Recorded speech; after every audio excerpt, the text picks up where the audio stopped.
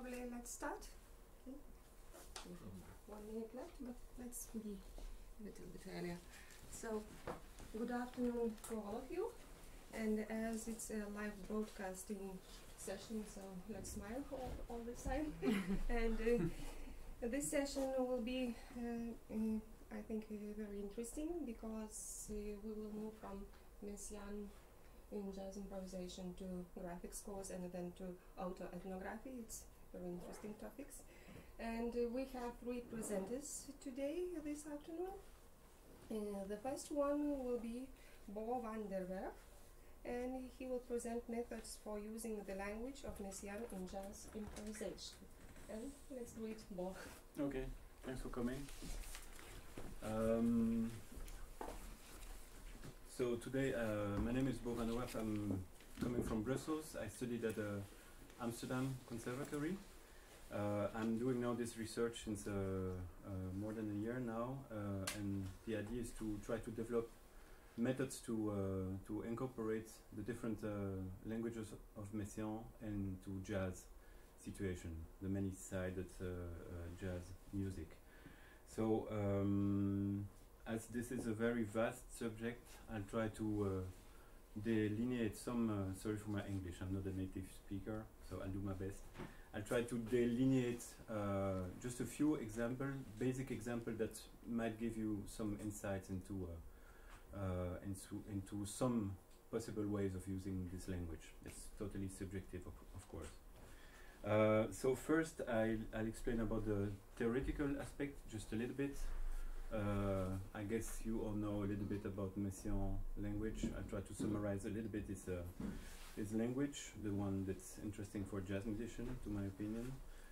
Secondly, I will play a little bit just to show what it gives into sonic possibilities, like putting this theory into practice. And then if we have some time left, I'd like to listen together to a few recordings of my ensemble, Octurne, with which we are used to play with this language since many years now, and so you could get an idea about how to use this language, but as any other language, like one of the possible options of improvising in group settings. Okay.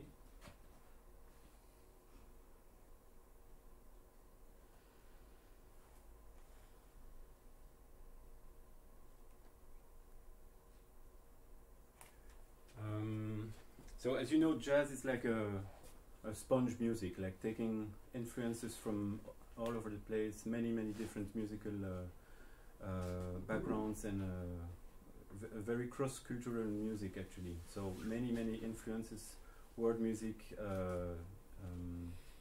classical music, contemporary music. So I think this way of working with Messiaen in jazz is just one of the many possible aspects of dealing with broadening the scope of jazz language. To my opinion, the fact that this language of Messiaen is like now more and more appealing to jazz musicians, especially young jazz musicians interested in contemporary music, is because of the complexity of his music, because it's like a really composed music, but the complexity of this music lies into the fact that all these different elements are combined together, generating a very sharp sound, but at the same time very attractive and not at all repulsive. So to me, this is like one of the main reasons why I was personally attracted to the language of Messiaen, and I started to look into his scores just to see how he manages to incorporate and to use all these different language into one big column. So like this is like a summary of the most important aspect of his language. To me, what's really interesting is like the ambiguous sound created by the fact that it's not based on hierarchical music. It's like not at all based on tonal music as we all know it. the tonal function you might hear in his music are more like consequences of just the juxtaposition of modes, and also the selection within these modes of a certain group of pitches. So it's not hierarchical organization, but some hierarchy might come out sometimes in his music. So this tonal modal ambiguity, very interesting as an improvising musician. The fact that it also creates pantonality, meaning that you have all these tonal recognizable colors, but like in a sort of a mist situation, like you cannot really grasp them, but they are there, and they're like surrounded by many modal satellites. Yeah, so that's about the harmonic aspect. The rhythmic complexity is also very interesting in Messiaen, because he used like quite a limited material, but the fact that he applied to it so many variation techniques makes it like a music that is like overwhelmed by all the possible combinations of all those ideas and the variation principles. I will not talk too much into that because we don't have time for that, but you probably know a little bit about talia color, rythme non retrogradable, non-retrogradable rhythms, palindromic situations, isorhythmic, that kind of very composed way of dealing with the music. And then the variation principles, valeur ajoutée, added value, ajout, retrait du point, that kind of thing, expansion, contraction all the time. So it's very moving music, and as its music is like very polymodal, you have this multiple layer situation all the time. It's very appealing if you try to incorporate this idea into group improvisation, because then you can really try to, for example, part of the group can concentrate on one of the layers, another part of the other on the other layer, and so you have this multiple approach possible. And then the melodic complexity, the bird song. You all know Messiaen is very well known for his transcriptions of bird song from all over the world, and he used them in a way that's like is also quite unique, because they're, and if you look at his musical scores, they're like standing there as a king and queens without any tonal or modal explanation. It's like the cherry on top of the harmonic and rhythmic construction. So this is also a very interesting aspect for a melodist, as I play saxophone. So to me, it's very appealing. This very angular and abstract bird song situations.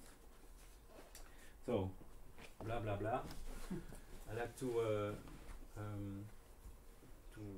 play a little bit more on the instrument, so you get an idea of what it is all about.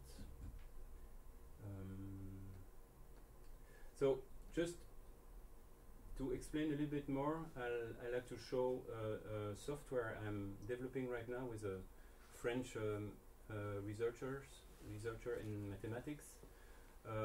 That's a program. It's like it's under development, so it's not at all finished, but it gives me the possibility of trying to see all the possible connections between the model organization of Messiaen, all these rhythmical principles, just what I just explained, and other organized system we can find in a tonal music, right? So you could say that this program is like the rational side of my work right now. It's like really trying to find all the possible combination that can exist between the system of Messiaen, based on its modes of limited transposition, and all the other organized systems that you can find in music, from freely improvised music to very rational tonal oriented jazz improvisation. So when I say jazz, it's just a generic term, right? It means every situation where there is this in between rational composed music and improvising on something that has been thought of before. So I will show you just a few features of this program. This first definition and list of objects. That's like all the actors that are like featured in this program, meaning all the modes, all the rhythmic features, all the bird song yet to be implemented, and all what you can find in organized tonal system, right? So you have, for example, list. I open this one, the list of all the existing tonal chords. It's not done yet, but this is like all the structures that you can find in tonal and extended tonality situations. I still have to implement all the polychords, compound chords, slash chords, etc. This is still to be done, but this is just to show the way such a program is organized. You have to like put all the material and to transform any musical ID into like a algorithm or a rhythmic formula, which is, to me, at least a very interesting procedure, because you have like to really go to the core, to the essence of the musical ID you want to deal with. That's something that I'm not really used to, so for me it's like very interesting.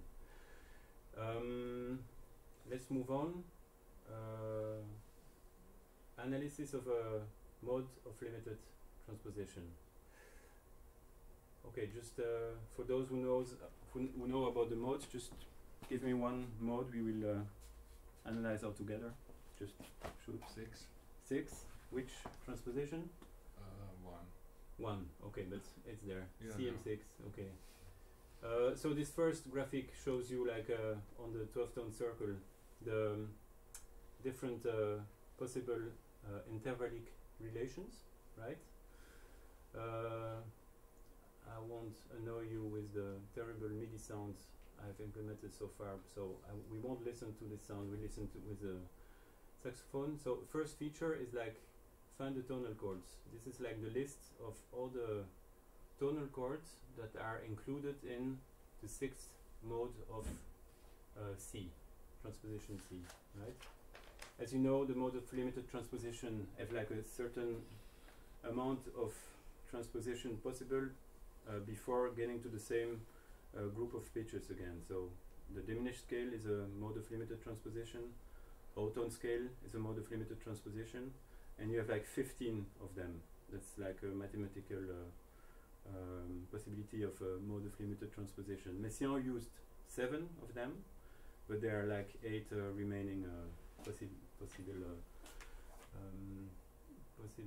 modes. That's also an interesting question, is to I have no idea why Messiaen chose those 7. Of course they have like this particular color, but for example the 5th mode is like included in the 4th mode, so it's like why did he choose this one to stand alone by itself? It's like still a mystery for me, but hope I'll get some answer or not.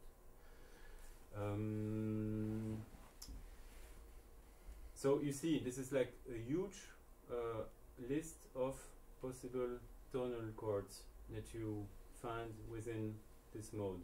So this is already a really interesting first approach as a melodist or as a harmonic player to hear within these modes all the possible tonal chords you can relate to within this group of 8 notes, right?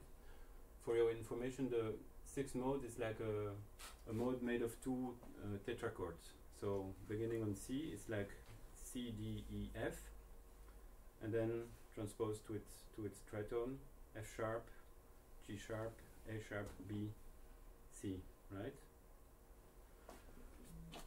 So 6-time transposable. First approach. Another approach, which I personally find very interesting, is to find within these modes all the existing subsets. So let's take the example of 4 subsets, a group of 4 nodes. So this is a list of all the existing subsets within this mode of 8 nodes, right? And so it's the idea of the tone circle. Each group will be like transposed within the group of nodes of the mode. So this first, let's take, if you take the second example here, C, D, E, F sharp, you have one note that is skipped, right? This F. So you have here like the full structure, C, D, E, F sharp. Next note within the mode is D. You have D, E, F. You skip the F sharp, you go right to G sharp. So this is just, again, a nice feature of this program, because it's like trying to focus on very specific aspects of the different transposition of all those modes. If you don't understand something, please let me know. I try to go a little bit fast so I can go through what I prepared and what I would like to show to you. So far so good? It's like yeah? Good, great. Okay, third part, analysis of an arbitrary circular set of nodes. So here we will start.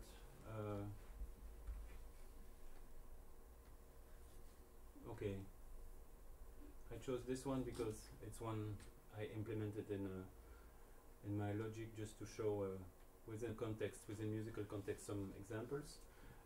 So what is this chord? Like, this program says this is not a tonal chord, right? Okay, so you see there's still some work to do. It's C minor 7, you could say sharp 11, right? Do, C, E flat, G, B flat with a F sharp in it. So next feature, interesting feature, is like I asking the program here which mode of limited transposition contains this set of nodes. So this is like the result here. We have like the second mode transposed on C, and you see in yellow it's like the 5 nodes I just selected, and the other nodes are like the remaining nodes that are within this second mode of C. Other mode is the third mode transposed on E. Again, same story. In yellow, those 5 nodes and the remaining nodes of the third mode, which is a 9-note mode. And then the 7th mode, which is like a mode with 10 notes, so it's very close to the 12-tone system. So for now, we will not really talk about this, because it's like probably too abstract. So let's see about the sound of this. So just to give you an idea, I just made a stupid loop, but it will put the ID, this ID in context, meaning that you will have a comping, a bass, a rhythm. The harmonic layer here is based on those 5 notes, the C, E sharp, F sharp, G, B flat, right? So it's like a kind of C minor 7 sharp 11 sound, but I will try to play within this sound, but sometimes going into this C mode 2 sound and switching with the E mode 3 sound, which is due to transposition also C mode 3, right? So mode 2 is like the diminished scale, yeah?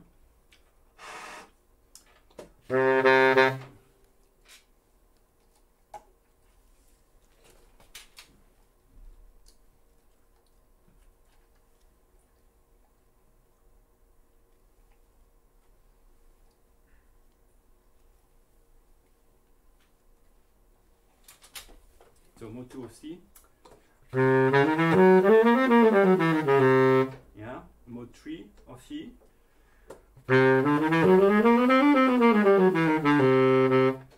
Those are the 2 modes modes I'm going to improvise with on this loop.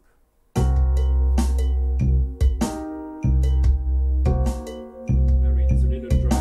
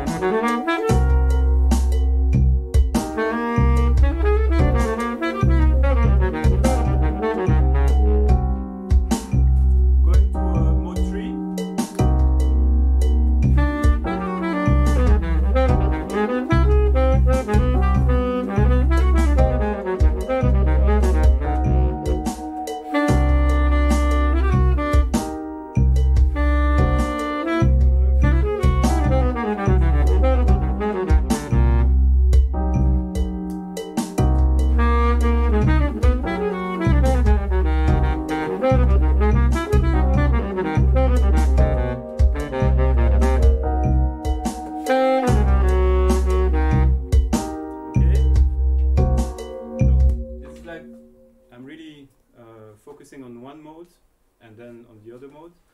To me, what's really appealing here is, like, in this kind of situation, is try to combine the two modes. So really thinking into polymodal way of improvising. So I will now really try to first focus on this axis, C, E flat, F sharp, G, B flat, and going from this M2 to this third mode, just like a little bit irrational, just also opening up to the air and not too rational.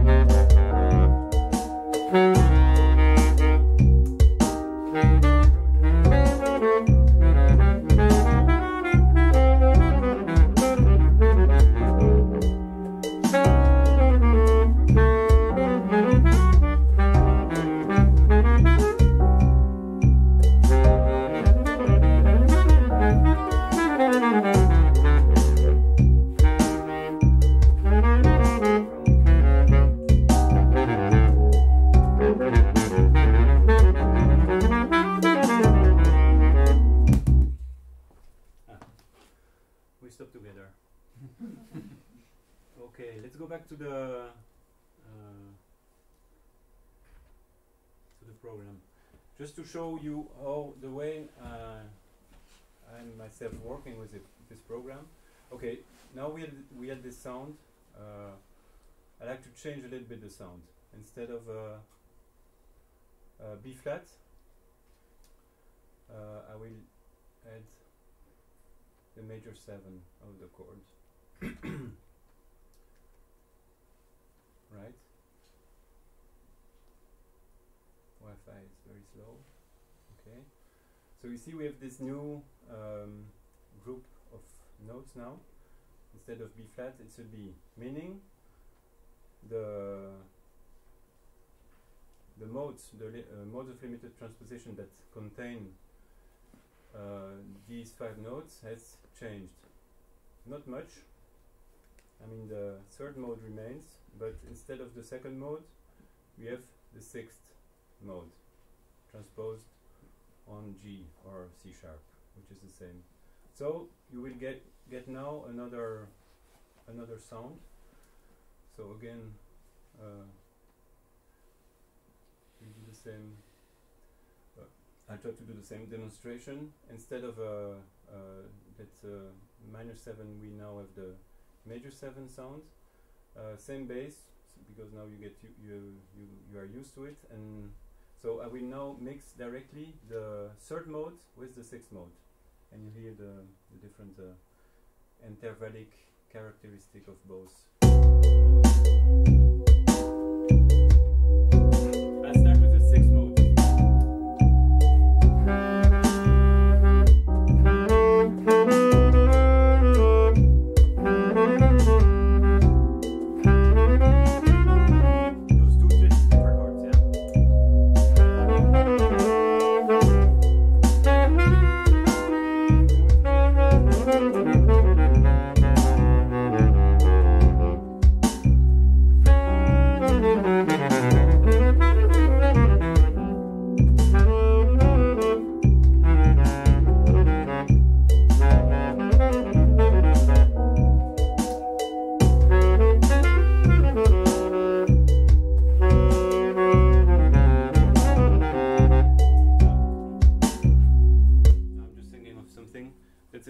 Also, as a melodist, within those modes of transposition, any melodic cell that you play, you can transpose it. Like in this 6th mode, you have this interesting sound, which is a minor major 7 flat 2.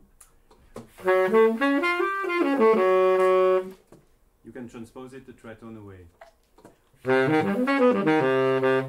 See the sound, same intervallic qualities, but then you have this transposition feature, which is interesting as a melodist.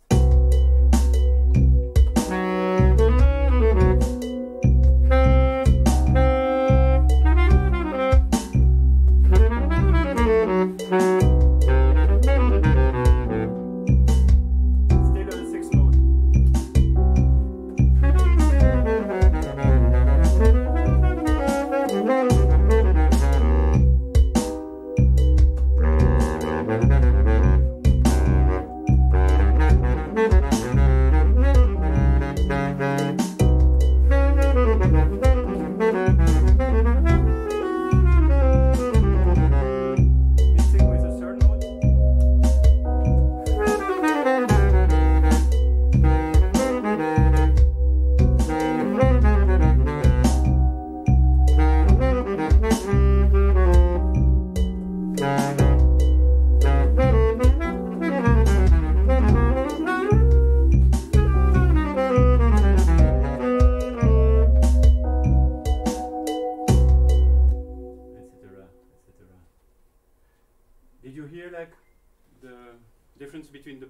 Both examples, like sound, might sound still a little bit abstract if you're not used to this sound, but or maybe I played it wrong. I don't know.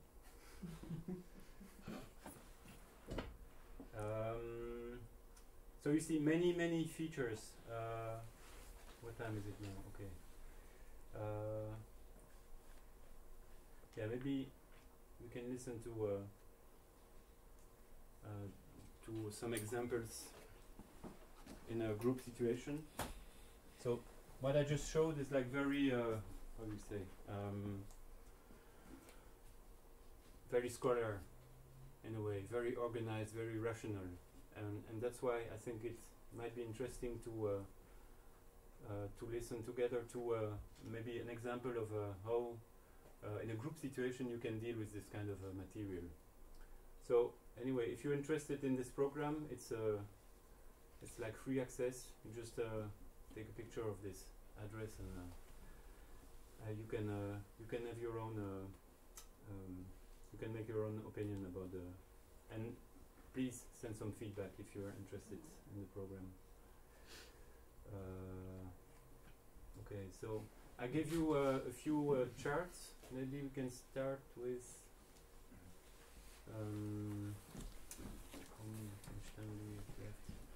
Tara, which is more meditative.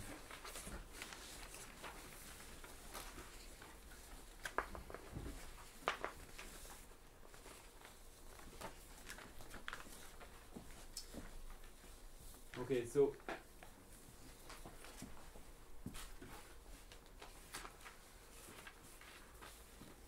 this song is like again about polymodal combination. I chose like two modes, the sixth mode and the fourth mode, and those modes are have like 4 different transposition: C, D flat, B flat, B going back to C. So this cluster is like also applied to the fourth mode. So you see in this chart you have like those 4 transposition of each of the modes. I gave to each model organization its own rhythmic feature, which is also something very much inspired by one of Messiaen typical rhythmic organization, meaning expansion, contraction, augmentation, augmentation, diminution. So you see this figure. If you take the first line, 1A, it's like 1 triplet, 2 triplets, 3 triplets, 4 triplets. I'm talking about the duration of each note, right? So this idea is transposed also in the line in M4. If you take the third line, it's the same idea but applied to 16 notes. First note is 1/16, second note is 2, etc. You go to 11, and from 11 we go back to 1. So very conceptual, but it's working. So first I will give you, maybe we can listen to the result just of those 2 lines, the counterpoint figure in these 2 lines. So we'll start with the 1A, 1B, and then, which is the in triplets, and then in the recording we've added the line 3 and 4.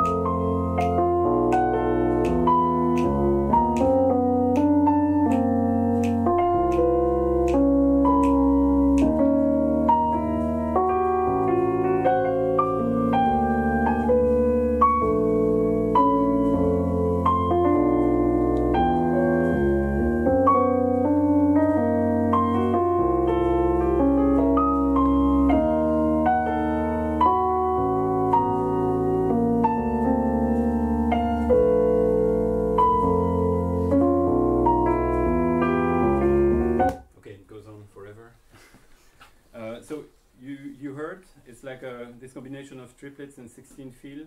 It was like quite rational when I tried to give the tempo, but without tempo it's like very, very abstract. And so in this tune we are dealing with this aspect of putting some abstraction into the rhythmic feeling, meaning that some people in the group, some musicians in the group might improvise within this triplet figure according to the harmonic organization of the triplet, and some other members of the group might improvise within this 16 feel, within the, in this case, the M4 sound. So we have like two parts of the group, like you have like this double layer. We are playing together, but each one is like in his own world, but of course the idea is to react to what's happening in the other layer, right? So yeah, maybe let's listen to a full version of the tune. Maybe just a listening key. If you want to follow with the score, it's not obliged. It's also possible just to listen. So you see one thing which is important: each of those written cell respects strictly the pitches within the mode. So if you look at in a vertical way, it's like correct in a scalar way, right? So I really try to apply the system of a polymodal combination with the idea of respecting really the inner intervallic organization of each mode. So the tune starts with the triplet section with piano improvising on it. Then piano switches to the 16 feel, while the Fender Rhodes keeps this triplet feel. I'll join really working, improvising within this triplet section, and bass and drums will switch in the middle of the section to the 16 feel. You can just forget what I just said. You can just also listen. It's much better. Too much rational thinking here.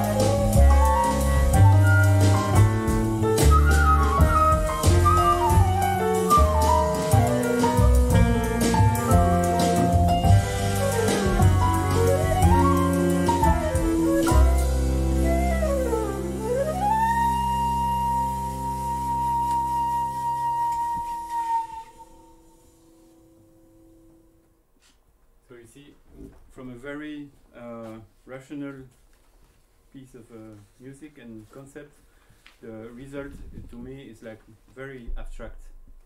So you cannot really hold something. It's like really poorly combinations and switching as a musician from one level, one layer to the other layer, which is in group context a very exciting thing to do, because you never know where where the ground is. You are like really between the ground and the sky, which is a nice sensation. So I guess we're done, unfortunately. We could go on for days, but so if you have some questions, some thoughts about this idea, it would be nice to share a little bit, few minutes talking. Yeah, so like Messiaen himself in the Technique of My Musical Language, introducing his modes of limited transposition, is talking about this in his case 7 specific colors. Yeah.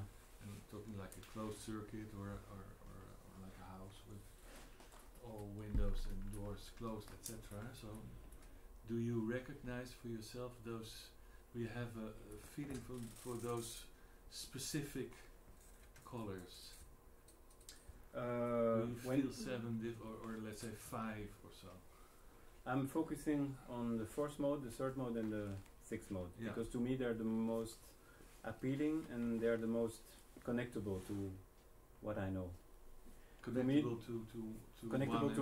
to organized system, and because they are the modes which have the most connections, palpable or hearable connection with the tonal system. Yeah, yeah. And other kinds of. It's what you call tonal gravity. Yeah, you could say that. But in your improvisation, you easily mix between, let's say, 3 and 2, like you did. Yes, because I know them, and it's becoming more color than a group of notes. I mean, it's just so mixing those 2 colors doesn't matter, because one is about the division of the octave in 3 parts. Exactly. And the other one of division in 4 parts. It's quite a difference. It's quite different, and you could also. I have some colleagues who consider like just 2 modes, the 7th mode and the 3rd mode. Magic Malik, the flute player, which I'm used to work with, is like considering that actually 2 modes only exist, and he's right. All the other modes are like truncation of those 2 modes, the 3rd one and the 7th one. Yeah. So you're not paying too much attention of this octave division. No. No, because it's. I mean, when you know better than me, when you improvise, you get into the void also. I mean, you practice rationally, but when you improvise, it's like of course. But sometimes it's good. Yeah. To when I practice and when I try to improvise within context, I might delineate some very rational thinking. Yeah, definitely. In this tune, for example, as we are dealing with 2 modes, I'm really trying in my solo to respect 1 mode. Like not. Yeah, that's what I want to say. It works perfectly here in the arrangement, because the orchestration is beautiful. I'm a big fan of your music and your band. Okay, thanks. But it's more like when you play on your own. I also adore your lines. You know that, because but if you really put one together with the other one, before you know it's 12 tone. It is 12 tone. If you put CM6 and CM4, it's 12 tones. Yeah. Whenever you put, I guess. And so then maybe the colors are a little bit left behind.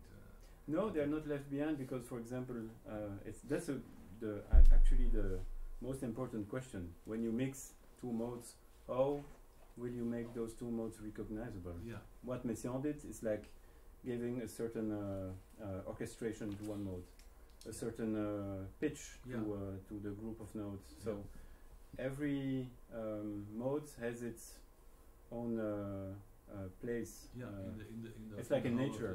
Yeah. If you hear the birds singing in the Amazon forest, they all have their own range.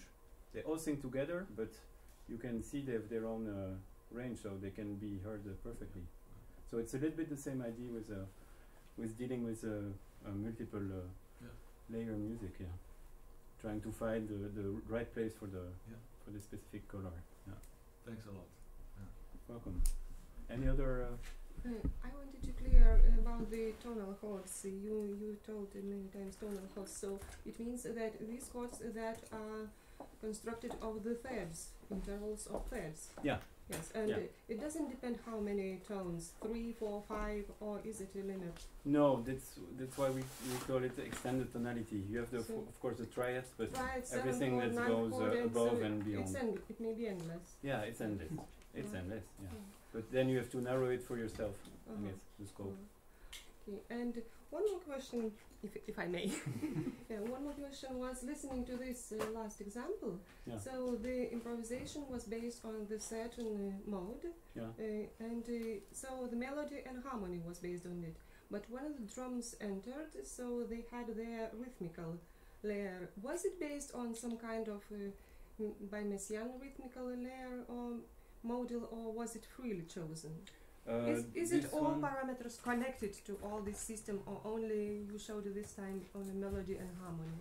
No, rhythmic of course is also connected to it, but it's depending on which drummer you play with. I mean, this is a drummer, Dre Palamarts, who has the ability of producing an overall sound out of a very nuclear idea, and he just make it a painting. And so you have this skeleton, rhythmical skeleton, but the way he brushes around makes it like a very floating situation, which is of course the essence of music when we deal with this kind of thing. Just take some distance from the written material, but still being somehow in connection with it. Any more questions? So probably we would like to thank Bob for this. Thanks for coming. Great.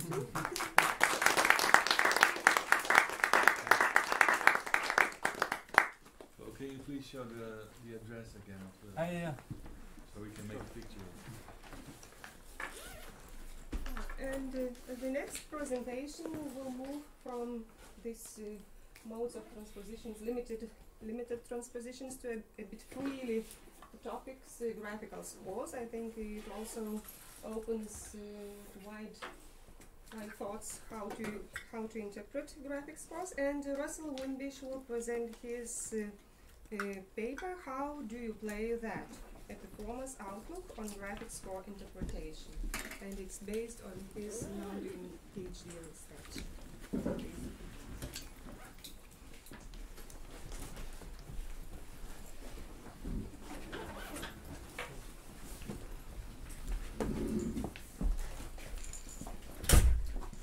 Did you have time, Dick, to take a picture? Yeah, thanks a lot. Yeah.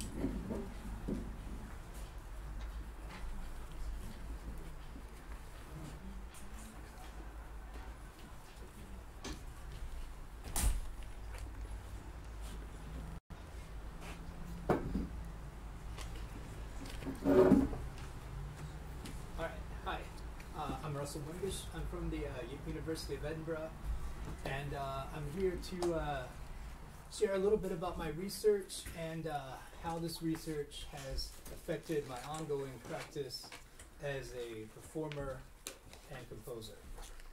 So my research basically looks at graphic score interpretation from the perspective of the performer. We have a growing body of knowledge about the composers, the time period, the influence of visuals, but we don't have a lot of performer perspectives. So that's really what I'm focusing on. Now, before I move any further, when I say graphic score, I'm referring to a means of composing music that reached maturation through the works of composers such as Robert Ashley, Earl Brown, John Cage, Morton Feldman, and Christian Wolff. And highly influenced by visual artists, these composers devised a myriad of notational systems that included numerals on graph paper, geometric shapes, textual instruction, symbols and drawings, and brief excerpts of traditional notation. Commonly referred to as chance music, these scores often contained no suggestion of tonality or rhythm and made considerable technical and improvisatory demands of the performer. So just to orient this conversation a little bit more, let's take a second to just look at some of these pieces. A page from John Cage's Concert for Piano and Orchestra. This is the piano part, page 3. So we have traditional notation, but we also have some very graphic elements. Moving along, Morton Feldman's Intersection, Intersection 1, page 1. Again, no link to traditional notation at all, although we do see that he has specified the instrumentation. Some more recent examples. Here is part of a piece by Wadada Leo Smith, Symphony No. 1, The Fall. Yeah, get a picture, it's a good one. We'll leave you also with this beautiful score by Barry Guy. So as you can see, notation and appearance differ greatly, and this dissimilarity extends to the score's performative structures. Methods of graphic score performance are idiosyncratic to the composer. In fact, a single composer may invent a new notational system for each composition. Because of that, knowledge about how to perform and how to interpret graphic notation is obscured by the heterogeneity of these performative frameworks. And it's in answering this simple question, how do you play that, where my research lies. So my research questions are, what strategies have been used for graphic score performance? What is the role, if any, that improvisation plays in performance? And what is the role of communication in performance? And I want to take a second to define communication a little bit further, saying that this could be communication between performer and composer, intergroup communication, such as rehearsals, relaying expectation, and the nature of these relationships. Are they old? Are they new? Are they friendly? Are they intimidating? And are there power structures that are affecting these relationships? And so, so these are my research questions. To collect data, I conducted a series of interviews with double bassists about their experiences performing graphic notation. And these were a series of elite interviews with performers of new music, by people who are widely, just in their professional field, believed to be exemplary performers and knowledgeable on this subject. And in most cases, they were highly proficient improvisers. And all of the subjects have graciously allowed me to use their real names. So I'm going to be reading quotes, and we'll be able to attribute them to these great performers. briefly mentioning the methodology. I don't want to put everyone to sleep before we get some coffee. But I use interpretive phenomenological analysis, or IPA.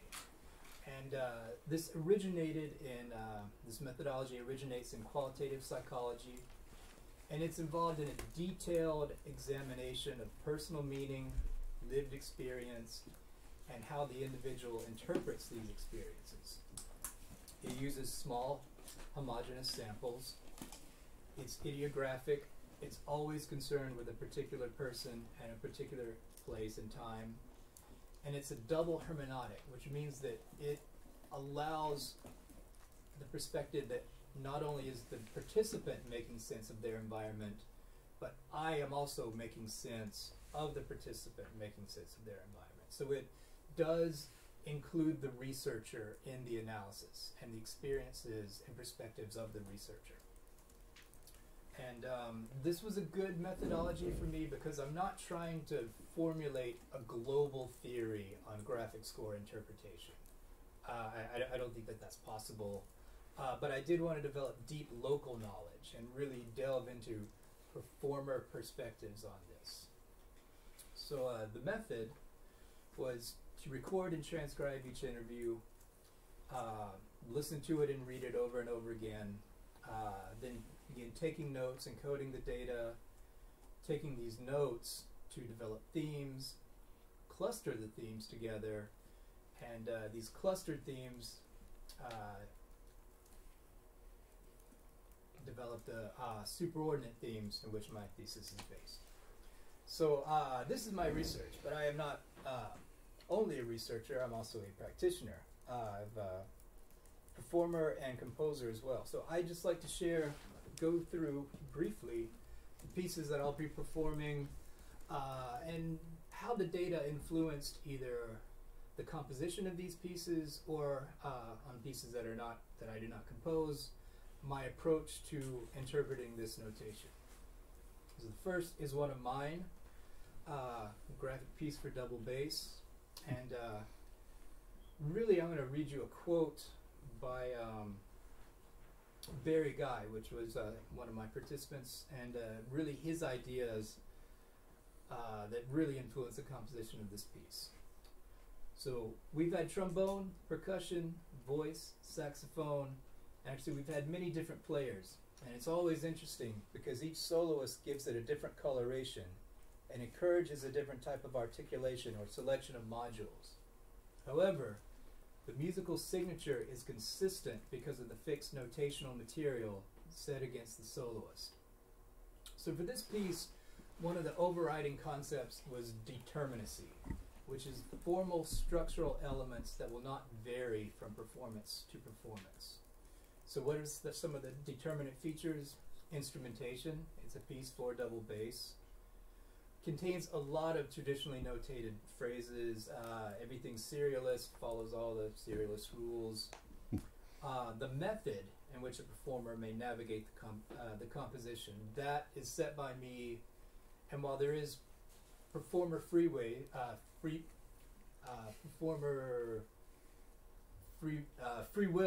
of the performer to they have some freedom in how they do it. There are some things that I've forbidden, and to go against that would be performing the composition incorrectly.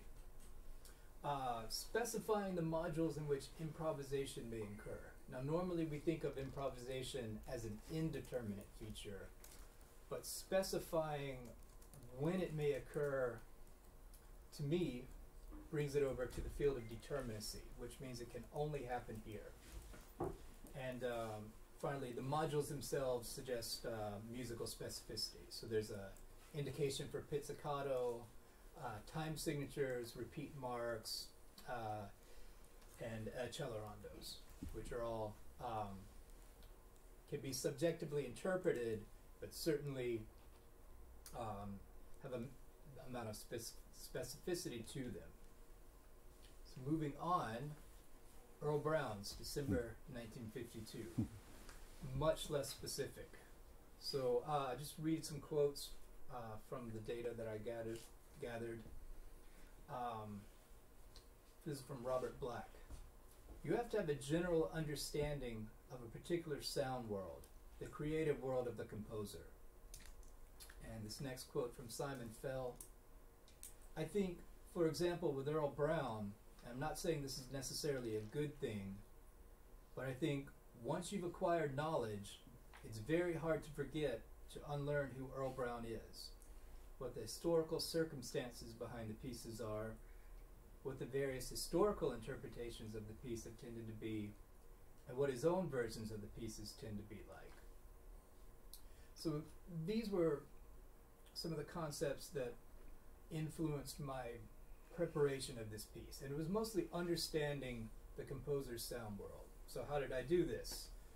A lot of score study, particularly emphasis on Earl Brown's traditionally notated works. This was a way for me to get to understand how he approaches sound, pitch, and the relationships to each other. The next was a study of recordings, particularly recordings that Earl Brown was involved in or close collaborators. So these were my materials that I studied. And from this, I just kept a log of notes from scores, notes from recordings, and noted the recurrent musical qualities. And it's these recurrent musical qualities that affected my interpretation. Moving on, Christian Wolff's for 1, 2, or 3 people. The score is a bit different, and we're going to talk about that. Again, a quote from Robert Black. It's not just a graphic score like some Earl Brown pieces are. This has a lot of symbols and a very complex set of instructions on how to play it. And a quote from John Lindberg. This is his views on performance. I should not be thinking anymore. I've already prepared everything that I need to prepare to play, and then when I'm playing, I'm simply playing and reacting and truly improvising within something that I've prepared to improvise. So these quotes really helped my preparation of this piece. So first, I learned the instructional key, got very familiar with that. Next, I began to work on the logistics. How will I facilitate this instruction or graphic? I'll be playing a solo, obviously, and some of this requires some thought in how am I going to coordinate Christian Wolff's instructions. Some of these involve quite a bit of technical practice. How can I physically, with the limitations of my instrument, pull this off? In those instances, I would generally work out phrases. So I will be certainly implementing things that I have prepared. I know exactly what I'm going to play when I get to those graphics. And then after practicing this way, when I put it all together, I feel like I am improvising. I couldn't tell you what pitch I'm going to start on. I don't know the direction that I'm going to take, but I'm very intimately familiar with the graphics and how I'm going to approach them. So this is sort of the preparation for that piece. Next, we have a piece of mine, a recent piece, and this was inspired by a pedagogical exercise from Robert Black. He said, another interesting exercise would be to make a graphic score. Just draw. And what do you think that would sound like? And another quote from, or a quote from, another quote, this time from Lisa Metzacapa. Looking at the score, this one is going to go left to right, and this color is this tonality or these series of intervals. This texture is this technique. So mapping techniques, textures, sonorities. If it's an ensemble, ways of interacting, dynamics, durations, directionality, you could just map all of these things onto something that you see. And this was a recurrent theme in my data, which was mapping, the process in which a performer assigns meaning to a graphic. So to create this piece, piece that we just looked at, on a separate sheet of paper, I created an oral template, things that I wanted to hear, events that I wanted to occur. And once I had done that, I created a visual correlation to each musical parameter of the composition, or basically mapped a visual to the musical idea. And this mapping, I found, ensures a consistency across multiple performances. Certainly they're not identical, but there is a recognizable quality. And next, we move to John Cage's 50.5 seconds for a string player. And we're going to go to Robert Black again for descriptions of this. On this piece specifically, he said, I would follow everything that I possibly could in a score like that, because he's taken the time and the energy to be that detailed. And it's just like a lot of passage work. If I can't quite do it, I slow things way down, just like the old practice techniques. You slow it way down and try to gradually increase the speed. So for this piece, my overall goal was replication. And I really aim for a replicable performance. Studying recorded versions, to me, they're recognizable, and not just because of the duration. So this replication extends to pitch and rhythm. I generally have an idea of what pitches I'll play, or at least an area of the instrument that I can get to. And I don't improvise at all with this piece. This is a non-improvised graphic score. And final piece, before I begin to play, this is a piece of mine, and it really deals with subjectivity and open interpretation. So this piece has open instrumentation. There's no real performative structure, and the mapping is determined by the performer with very little composer input. Each little colored blob has to do with an adjective of a quality of Anthony Braxton and Guadalupe Smith, which is where I get the name. And as far as how to approach a piece like that, I'm going to close with a little quote from John Lindbergh. So this is his description on working on music by Guadalupe Smith. There'd be some designations for playing a velocity that's very slow and a texture that's very thick. It's a lot less specific. In preparation, it's almost like going into a laboratory and having a trial and error. So in the course of practice, think of things that can be thick and slow. I might have 7 of them that I came up with, and I think any of these 7 might work really good depending on what's happening. And I might use them, or I might come up with something else in the moment. But it certainly would be informed by having practiced and prepared those 7. So even though there's very little composer input into this composition, I kind of have some colors and some shapes and I give it to the performer.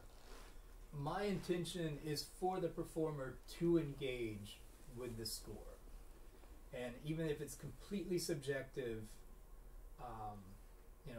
that's part of what I'm asking for. I'm asking for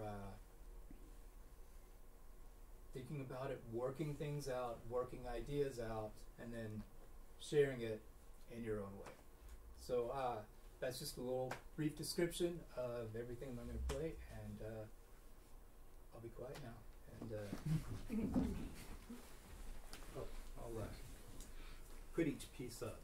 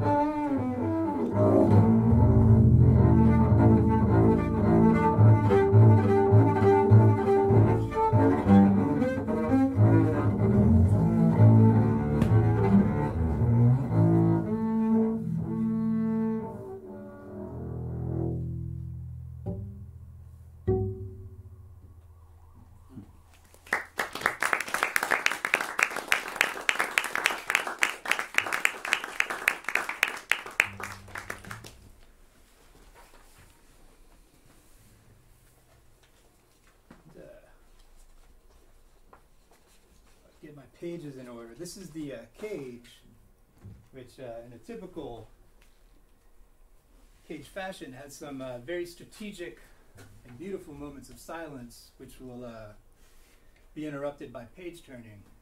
So, and like you can't get a page turner because you know who's gonna know?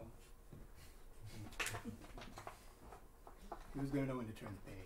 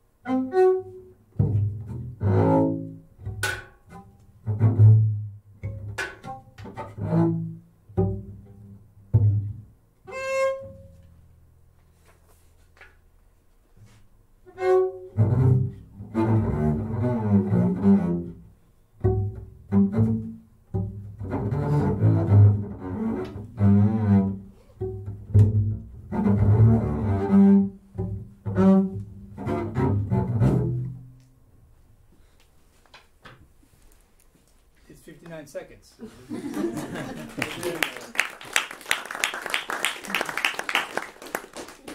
Almost out of time, so I'll do a very quick version of this and hopefully have some questions.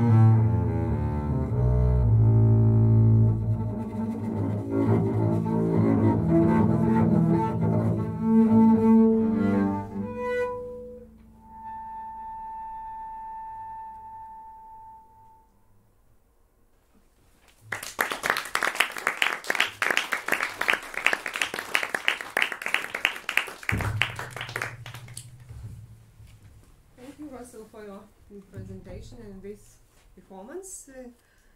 Before you will ask the questions, I would like to ask you to be the first one. So it's not like a question, but also like a comment. We were looking at these official scores that you were showing us, but then I thought that you have your own scores that you make for your performance, and probably they are also so much interesting to look at them, and probably they are also a source for researching how the performer, how the musician reads this graphical score. So it's one more object for research could be. Yeah, definitely. Most of what I'm looking at is about the same as what you're seeing. I have a few, I have just notes, and then just for limitations on copying, for example, that first piece with the circles, this was about as big as I could get it, so the actual notated phrases were printed out, just so I don't forget them, you know. But I certainly do have a notebook full of, for each piece, which can include traditionally notated things, ideas. So yeah, definitely the practice notebook is a big component of my research. And on that note, just for those of you that aren't aware, the early graphic score tradition centered a lot along pianist David Tudor, who transcribed everything into pretty traditional notation, and that's what he would perform from. He would never perform from the graphic score. He would take the graphic score, render it into traditional notation, and then perform from that. And once he had a transcription, he tended to stick to it. As far as I know, he that was his score from then on. Okay. So, any questions? Yes, please. Well, I would just like to add a little question next to that. Thanks for the presentation. If you take this way of performing graphic scores, would you consider performing them by heart, or would that change your? That's an interesting perspective. Like, how much do you need the score? Because certainly we can make fantastic music without the score, without traditionally written And I think you can, but certainly there has to be a point in which you have engaged with the score. So it's the contact, just like learning any other music. You're doing the, like with the gauge and the turnings. Yeah. You could say like, and in your slide you said the approach was no improvisation, so it basically becomes a regular score, except for that is graphic, but right. In procedure I would consider that you can, if you practiced it from the score, I start by learning it by heart. No, I think that's a good point, and a very beyond the practicalities of the cage piece, kind of gets us to question, well, can we play a graphic score from memory? You know, it's certainly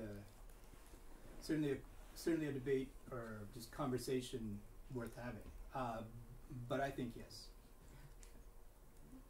There was a question. Thank you for impressive presentation. I was just wondering what was most interesting and inspiring graphic score for you to play? I don't know. I mean, certainly the cage has such a tradition to it. Two of my favorite bassists have recorded it, so it's something that I've listened to. Just like any pianist, like tackling Chopin, or Giant Steps, or whatever your whatever your benchmark is.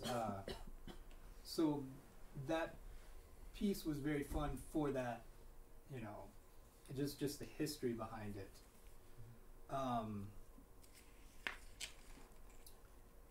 I think each one kind of offers its unique challenges, and in addition to that, I feel challenged as a composer to not just play the same thing on every one. I don't want to fall into my tropes. So as I develop as a performer of this music, it really is developing new techniques, developing new strategies that can compartmentalize each one so that it's not a performance of very similar material. So that's something that I'm engaging with as a performer, is really making each piece a unique piece. Some seconds, short question, please. Okay. You, yes. Yeah. Just quickly, do you, as a composer, sometimes write traditional? Yes. I do. Yeah. So, and have you written anything in between? Because I was thinking if you would have 3 movements, first movement would be traditional notation, third movement as well, in the middle you have a graphic movement, and then to see what is the influence of part 1 and part 3 on the graphic outcome. Yeah. For my own writing, yes, I've written a chamber music piece for chamber orchestra that's mostly traditionally notated.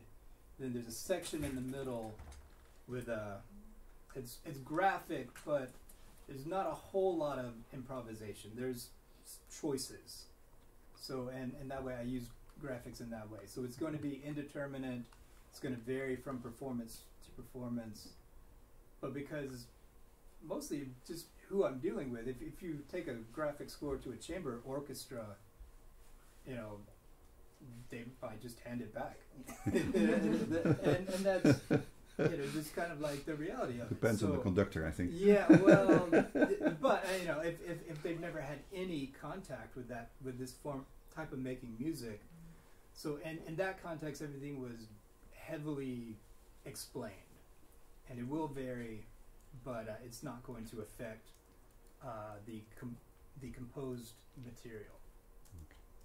So graphic scores are quite a wide field, quite wide subject. But let's go further. We have time to start the third presentation. So and if you have questions to Russell, so please answer them after this presentation. We will have a coffee break, so it will be a time for this.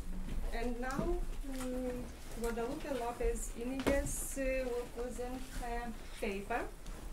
And now we turn to lectures with the recitals, with music, and Guadalupe is presenting paper Learning Identity versus Classical Music Performance Orthodoxy, a cellist's autoethnography of embodied cognition as self-regulation. Please.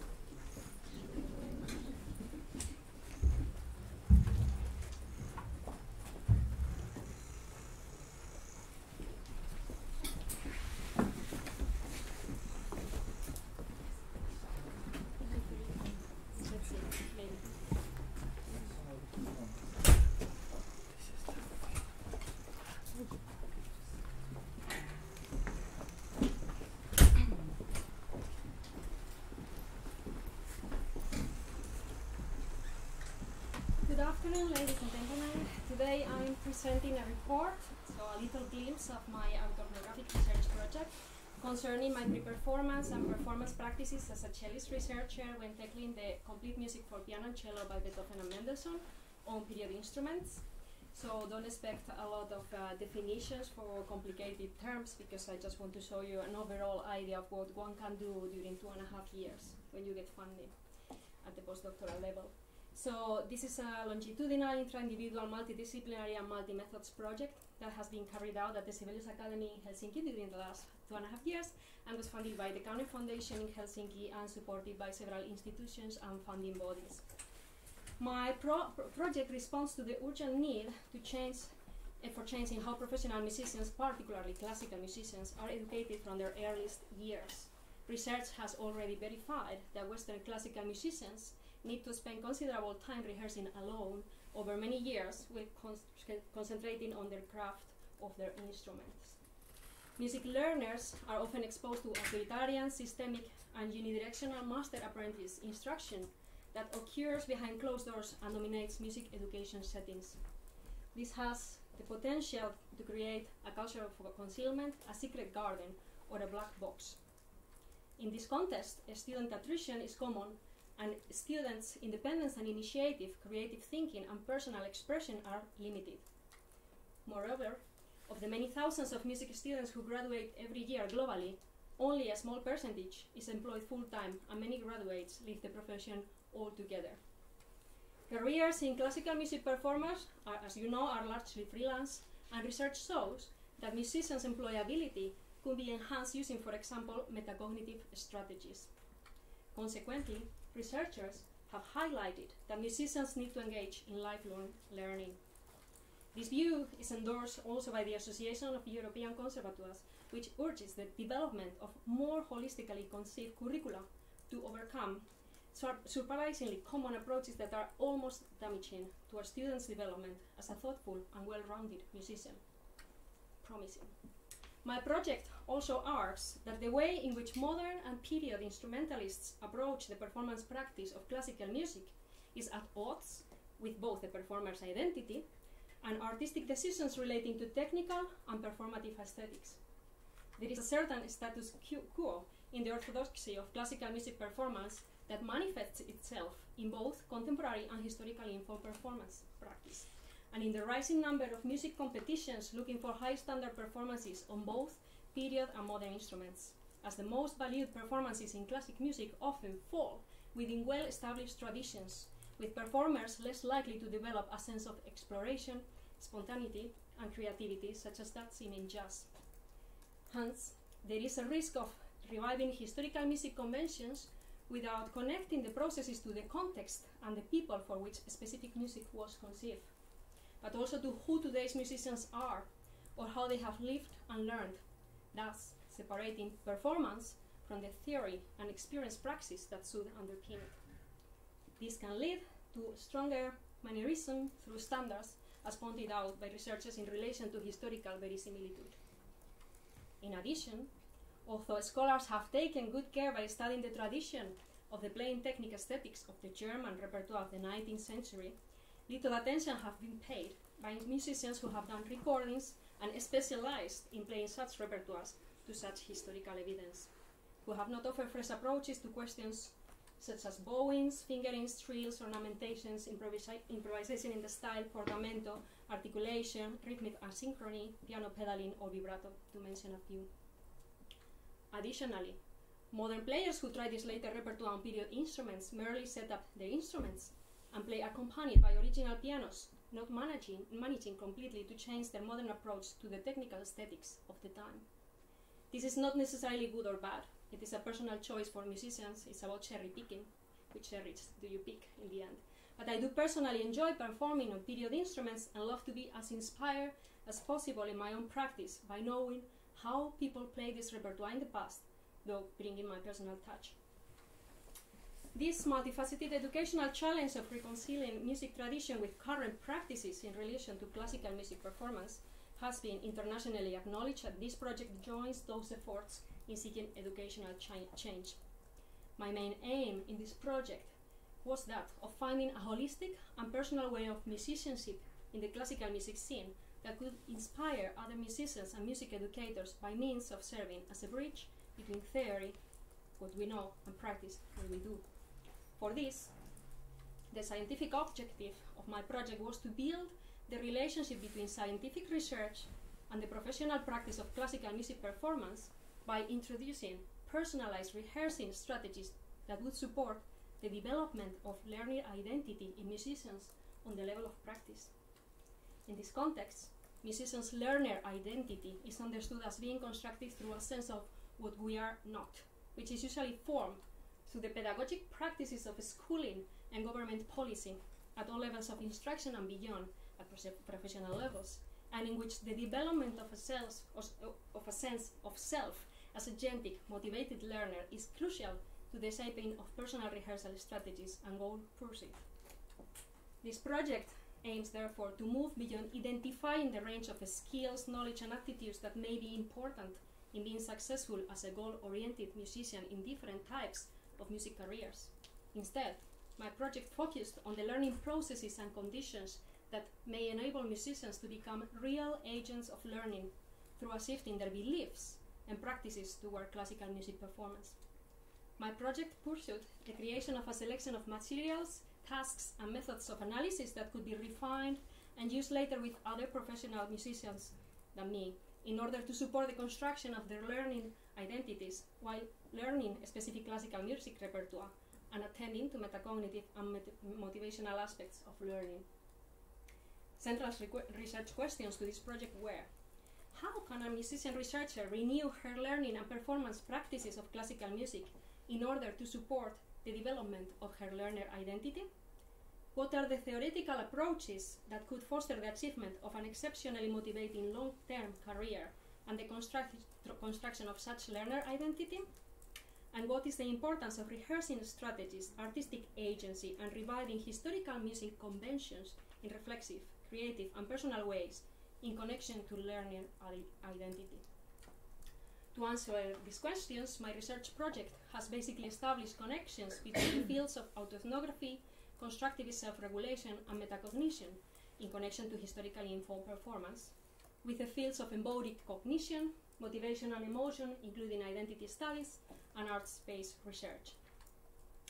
My project has produced to date 15 academic and popularized publications, 11 concerts, and 2 autoethnographic performances, a CD recording which we just finished recording last Sunday, 2 symposia, 7 invited lectures, 13 conference presentations, including this one, and 33 short research visits to key places, in addition to endless conversation with and enlightening feedback from experts in the fields of cognitive psychology, music education, musicology, artistic research, and research methodology. By combining knowledge from historically informed performance and learning sciences through artistic and practice-based research, my project highlighted the need to acknowledge individual differences in learning, which could mean time's up for the status quo in the orthodoxy of classical music performance. I chose to study the complete works for fortepiano and violoncello by Beethoven and Mendelssohn because the approach to their work is well documented, they represent the greatest composers for cello and piano at the time, their music offers a great chance to explore psychological aspects of performance, as well as technical aesthetics connected to the different characters in each piece, and they motivate me intrinsically because of personal and artistic reasons. In my research, I suggest that one way to attend to the development and holistic learning of historically informed performance is through learning practices and the related sciences, as suggested by educational psychologists such as me, who support constructivist approaches in which the individual can be the engine of learning and express their own voice. Constructivism is a philosophy of learning founded on the premise that, by reflecting on our experiences, we construct our own understanding of the world we live in. In the case of this research, the focus was to understand from a psychological and performative points of view how I could learn the performance of this music in the most complex personal ways.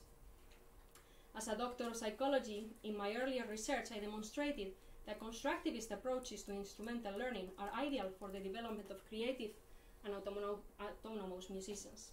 Constructivist psychology as a discipline that can support the individual to be the engine of their own learning and to express their own voice focuses on establishing complex connections between conditions, processes, and results of learning, which includes the what, how, why, when, where, and who of music learning. Thus, constructivism contributes to a move beyond replicating what performers did to play classical repertoire at the time, or following ready-made models from famous teachers or performers, and fosters, instead, our learning identities. I understand constructivist learning as the connection of the most complex components of this constructivist system for learning instrumental music. We see in this slide, which sadly I can describe in depth, but I can share with you through some publications. For example, when talking about vibrato, we can learn from using a combination of mental representation about what vibrato can be, intrinsic motivation, why do I want to do vibrato in connection to what kind of things, expressiveness, and according to the conceptual use of it, what is written in the notation, more referential, more holistic. But we can also choose less complex options like simple rote learning, psychomotricity procedures, and just focusing on the notation. All this will have a long-term and deep impact in our performance, or just the opposite, making us be more or less experts for a longer or shorter retention time. In addition, my project has applied metacognitive learning strategies. This means knowledge and regulation about cognition. In other words, thinking about thinking and knowing about strategies. Some of my metacognitive strategies have been borrowed from early music practices to foster my artistic development. And I have also used the autoethnographic research method as self-pedagogy for improving artistic agency in modern readings or understandings of historical performance practice and to enhance my learner identity. In this project there were different phases and materials. First, I went through the manuscripts and different editions of the cello pieces, contrasting original manuscripts with modern old editions, since, as we know, urtext editions are deficient in many ways. So instead of an original urtext approach to my learning, I took an urtext, inspirational approach. Therefore, I've been visiting most of the European and a few American libraries where Beethoven's and Mendelssohn's pieces for piano and cello are located in order to access this music's autograph and copies manuscripts and, well, as I said, the original and revised editions. I've also carefully studied cello treatises at the time of Beethoven and Mendelssohn, as well as other instruments treatises. In addition, I have extensively gone through a great amount of literature and visual material concerning the organology of the cello and type of bows is used at the time, type of fortepiano or romantic piano preference, and their characteristics at the time. To test my longitudinal learning process with this music, I have kept daily and weekly records of my practicing, thoughts, feelings, aesthetic experiences, and reflective processes regarding goal achievement and process-focused practice during a period of 2 years. I have also deepened my knowledge by reading scientific and popularized articles or books, obviously connected to the mentioned disciplines, and different readings concerning these composers' biographies and other aesthetic materials. For testing my longitudinal learning process with this music, I have used 3 assessment instruments known to be useful to facilitate self-regulated learning and measure self-regulation processes and accumulative effects of those processes over cyclical stages, which were in this case the concerts and audio and video recordings. I have also measured stress, procrastination, and evitation, flow, grit, plus the 17 types of academic emotions more remarkable since 1974, namely joy, enthusiasm, hope, relief, pride, gratitude, admiration, sadness, anger, anxiety, hopelessness, shame and guilt, disappointment, boredom, envy, contempt, and surprise. All these have been proven to effect on the psychology of performance and performance itself. To mark different time points while gathering data, I performed the music together with 2 different pianists at remarkable venues and festivals in Finland, Estonia, Russia, Germany, and the US, on period, frequently original instruments. I also collected data by means of video recording my individual study sessions as a performer and researcher, as well as the rehearsals and concerts with both pianists after their ethical consents. About results. Firstly, my project has expanded the understanding of autoethnography as self-pedagogy as a powerful resource for improving the preparation for concerts and audio-video recordings. This is described in depth in 2 autoethnographic articles, which are currently in evaluation. The first evocative and analytic autoethnographic article, entitled "Little Did I Know, Epiphanies of Motivation and Emotion Throughout the Life of a Cellist," comprised written aesthetic data of momentary scenes connected to important musical pieces I have performed in my life by significant physical, emotional, and motivational experiences that have accompanied me since my youth, but also including those of this Beethoven-Mendelssohn project. My methodology invoked that of blending music epiphanies, those are epiphanies of sound, and stories. I purposely use intersubjectivity as an evocative sensitivity when analyzing autobiographical data to interpret cultural assumptions in the field of music education and classical music performance.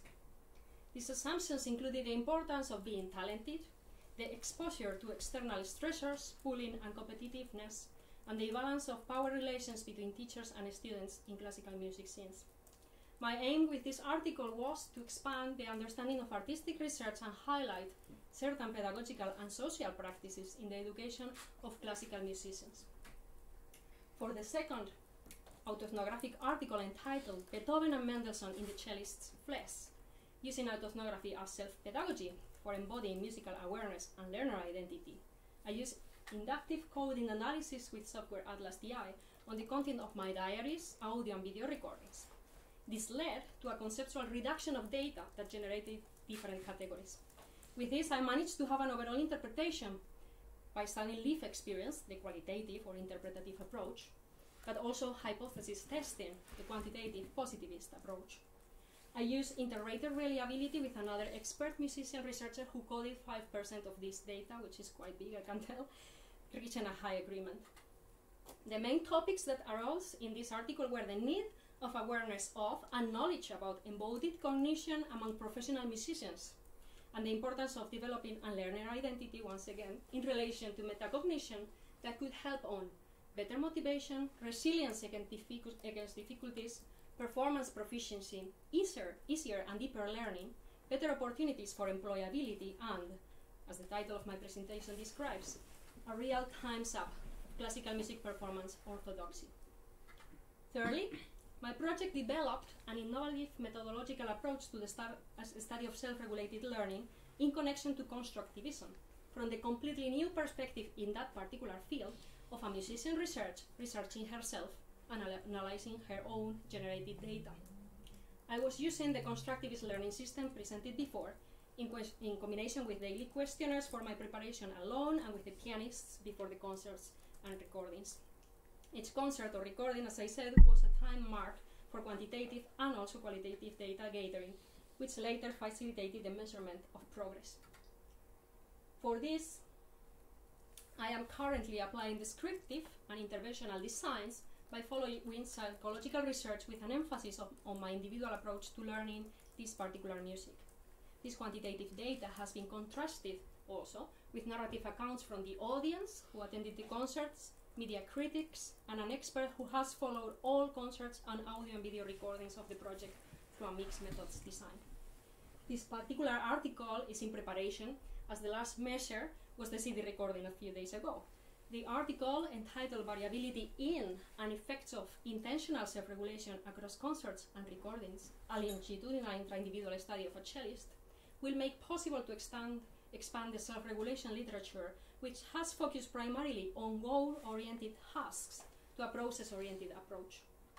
This shift in self-regulation studies can make musicians much more motivated intrinsically, more resilient against difficulties, and more aware of better, more complex strategies when learning, again, having an impact on their learning identities. Last but not least, the project has facilitated the writing of several popularized articles, as well as concert programs, liner notes, and blog posts in which I connected theoretical insights from empirical musicology to a practical approach that could be heard and seen in the concerts and recordings throughout the project, an approach that helped me developing my learning identity. But specifically, my project is going to produce the first CD with the complete music by Mendelssohn, maybe later also by Beethoven, that has established a link between musicological insights and practice that expands the artistic output by previous modern and period instrumentalists, but also the literature related to performance practice within the artistic research field. The results and insights of my project made possible to create another multidisciplinary project of 3 years of duration that I'm starting right now, funded by the Academy of Finland, and entitled Transforming Musicianship, Developing Musicians' Learner Identity through Multidisciplinary Pedagogy, in which I am applying all these and other measures by coaching 6 professional musicians students from different departments at the Sibelius Academy in Helsinki to understand if, in effect, I can inspire others and we can generate more empirical data that could make the results of the intra-individual project I presented today stronger and more widespread. Thank you for your attendance and focused listening, and I'm very happy to listen to your thoughts and answer any questions you might have. And if you don't have any questions, I can also play the first edit that I just got this morning from the CD recording. So thank you very much.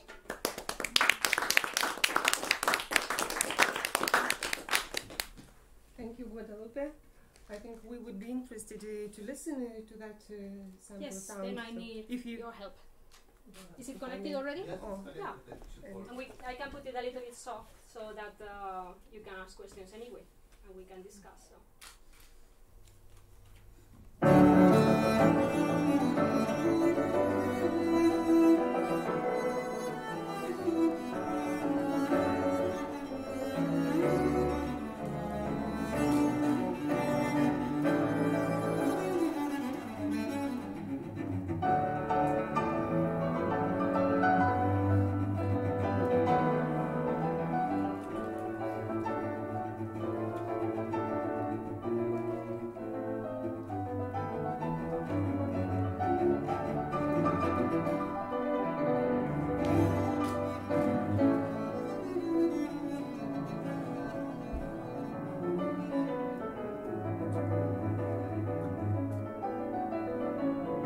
That's how it sounds after you do all this stuff for 2.5 years. Can you tell us more about the pianist's name and the instrument? Yes, absolutely. Which was used both by you and Yeah, we have used so many pianos. You know, we have. No, but in this particular instance. In this particular, it's an Erard from 1862, so a little bit later. But we had access to that instrument. It was in a perfect condition. Is that the one in Leeds University? No, it's in Finland. Okay. It's a private instrument. 1862 Yeah, in Leeds. but we have played on all kind of instruments, original Clementi, Walter, several Erards, broad boots, to just name it. Yeah. Okay. The pianist names, the first one with whom I did the first year of the project was Anna Kubaja, a pianist from Finland, and at the moment I'm playing with Olga Andrushenko, who is a Russian pianist living in Germany. Both excellent performance on the forte piano and romantic pianos. Yeah. Nice. Are you the one who is playing that on Monday in Oxford? Yes. Cool. I was Yes. still there then. Yes. Okay, because Claire told me about Yes, it. yes. We just had a 19th century symposium. Yes, for absolutely. Yeah. chamber music in Yeah. Huddersfield. Okay, good. Yeah. Okay, thank you. So. Any questions? On the last slide showing the results, you mentioned that you already have students, pupils whom you are. Yes, 6 so students. What are the results? What are the results with these students? Are there any There are no already results not? because we are about to start. You Yeah, only the project started last Saturday, and I need 2-3 months to transfer all of this into something that I can coach them with. Yeah, so, but I do have 4 of the 6 students already selected, and I need 2 more because I'm trying to select somebody from the classical music classical music string instrumentalist, then somebody from the music education department who are also professional musicians and performing actively, and then somebody also from the early music department. So that I have enough variables to check how these people are doing with the same materials, because they have quite different approaches to understanding music performance, music notation, etc. So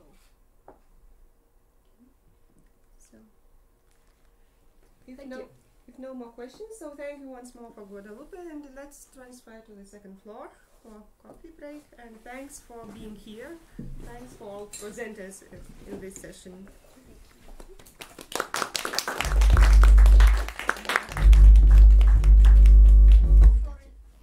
it's my finger. Okay.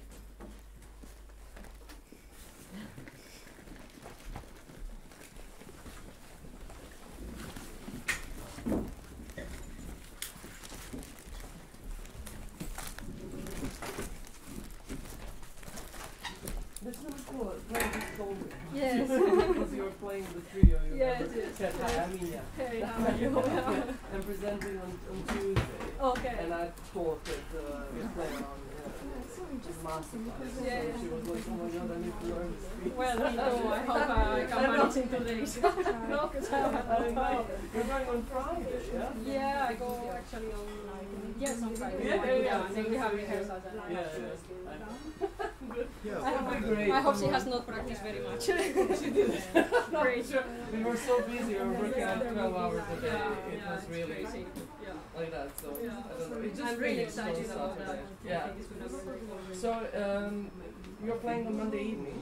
We are playing on Monday, yes. Okay, evening. Yeah. Yes. Okay, great. Because I will be late. Yeah, no problem. Hopefully, Yeah, we see there. Yeah, Okay. fair. Yeah, it is. Yeah, like I'm just bringing it down to the second floor. Jūs kolegos, kolegos, šičia sumontuotas ne per seniausiai ir mums sąskaita nepateikta, tai gal galite atsiųsti. Maybe tomorrow morning everything will be in place. Duris tai sumontavo, bet sąskaitos neatvežė, dar čia kaip tik prieš kelias dienas atvažiavo pabaigti ir nieko nepatikė. Alright. Yeah, I think I'm gonna go down to see it because I don't have the key. Dabar galvoju, kurį ten buvo, mes susirašinėjome Somebody go down. taip, Rima.Povilionienė. Yeah. And is it your bowl? Yes, yeah. Jo, ir apmokėjimą tada padarytume, kadangi čia, sakyti, yra vyras nuo finansų į Vargonų paveldo centrą, jis grįžta iš komandiruotės penktadienį, tai bet atsiųskit jau dabar sąskaitą ir šią savaitę sutvarkysiu. Thank you. Gerai. Yeah, it was very boring. This was purely academic. Who cares? No. I didn't have enough time. Nes mes neužklausėme. Yeah. Hey, nice presentation. It was a little bit, I had to write a report and I decided to use the conference for because I don't have enough time. So most likely people will constant. Yes, much easier to follow, yes, with the organization. Yes, but then it still is very tough topic for anybody who is not into it. So. No, I was. There is a lot of information. Yeah, it's a lot. It goes I speak fast, but at least visually you can get an idea like when this woman has been doing this and that and measuring herself. It's interesting to see mixed methods outside of, say, music psychology, Yes. which you're tangentially related to, Yes. but like with a very clear performative output. Yes, So that's what I wanted to do, to renew the artistic research field by doing something like this, because as I have the training from psychology, Right. then it's like, hey, here we are, learn your methods. Yeah. So, All right, hey, cool guys, All right. thanks very cool. Bye bye. Bye. Thank you. Thank you.